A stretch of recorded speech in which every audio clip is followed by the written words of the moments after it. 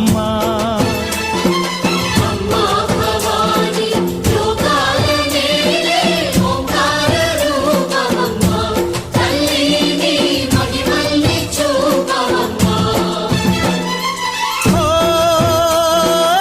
సృష్టికే దీపమా, శక్తికే మూలమా, సింహరథమే నీదమ్మా.